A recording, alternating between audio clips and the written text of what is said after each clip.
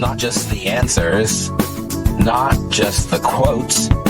It's life in the margins. It's time for CluffsNotes. Hey, and welcome back to Rides and Recovery. We are in week 8 of this journey that Tammy and I have been taking, and I'm still listening, I'm still learning, and I'm just trying to share some of those things that I'm learning about recovery and how we as humans can support each other as we are going through our various paths. So this Tuesday of week 8 was not supposed to be a ride, but I got a request because there was an unscheduled class they asked Tammy to attend, and I had Harbor with me for a few hours, so I decided, let's go. And when we got to her house, as we were sitting in the driveway, we see this big old duck just start waddling out the backyard. Just waddle, waddle, waddle up the side, comes across the front lawn like we're watching some fairy tale. And then out walks Tammy, and she comes into the car, and we realize, oh, things are a little more frenetic. Because once Tammy got in the car, things just were a little more complicated. Not only did she have this class that I was taking her to, but she also had a Zoom or a virtual court appearance, and it was scheduled to start during the time I needed to transport her. She was trying to get the tablet to connect to the internet, but there was no Wi-Fi, obviously. So we problem solved and made my phone a hotspot, and soon then the Pathfinder became a little courtroom. Harbor and I tried to keep a very low profile. We kept ourselves occupied, and I just sort of listened as I was driving. And the first voice that I heard wasn't a judge. It was someone, I guess, from the program who was reminding everyone that Thanksgiving was right around the corner. These holidays can be a lot of tests for people in recovery because triggers show up in unexpected places, in food and drinks and family traditions and dynamics. And it was very clear. She was saying, stay vigilant. Remember you're accountable, but remember you're not alone, but you have to stay honest. And then the judge came on, and I couldn't see him. Tammy had turned the screen away, but I could hear him, and what I heard actually was such a pleasant surprise.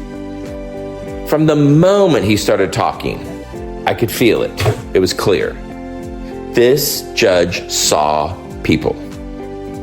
He didn't just see cases. His tone was warm, but it was firm. It was encouraging, but it was not naive. He talked about grace and how some were starting to push, and they needed to be mindful that missing classes or other things that they were doing were violating the expectations of the program, were putting them at risk. And so he talked about that, and especially reminding them also about Thanksgiving. But then he went right into celebrations. Start of that time was about celebrating people who were graduating, people who were leaving the program successfully. So there was just a couple of them before I dropped Tammy off, and it was just so awesome. He let them talk about their success. Their families were on the Zoom, and they were sharing what their side of recovery success looks like. The judge sincerely congratulated them. And it may have been brief, but it was just so human. And I remember sitting there almost with tears thinking, soon Tammy is going to be on this call in this court system, having the judge let her share her story, and her boys watching on Zoom and being able to talk about their mom. It's my hope. Harbor and I went to a nearby park and played, and we got a text about an hour later that she was done. It was actually Harbor who asked if we could invite Tammy to lunch, take her to this place that has an indoor play area. And Tammy said yes. It was the first time that Tammy and I sat down and shared food, and we were right next to the play area, so Harbor was back and forth between the play area and the table. And I remember that was when Tammy told me this story about an earlier time in her life in this wild journey when she was in jail for a period of time, drug-related. But there was one charge that was on her record that said that she had been charged with absconding. And she said, I knew what absconding was, and I knew I was not guilty of that. And I didn't even know what absconding really meant when she mentioned it. But she said, I will pay for my mistakes. I will own what I've done, but I did not do that. And because of that small injustice of this is not right, she pushed and she pushed until she was able to get back in front of a judge. And by this time, the judge looked at her history, listened to what she said, reviewed her record, and then looked at the prosecutor and said, what is she doing here? Why was this so severe? He said, time served, hit the gavel, you're free to go. That was another time where she saw grace from humans in this system.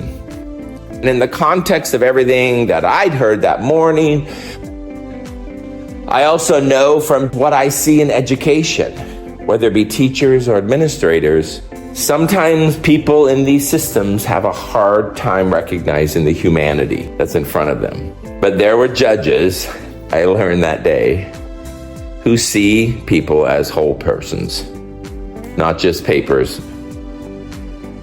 And there are people like Tammy who are fighting their way through that fog and trying to be seen. So that Tuesday in the Pathfinder, we carried a lot. It was a courtroom, it was a sanctuary, it was a playground. It was also a place to just feel grace. And that's, I guess, what this journey's about. That in the end, we just all need and want to be seen.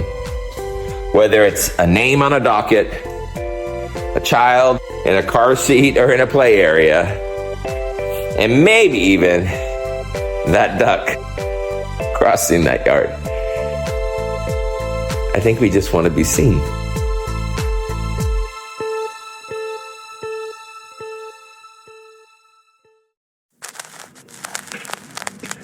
Another reel for the shelf.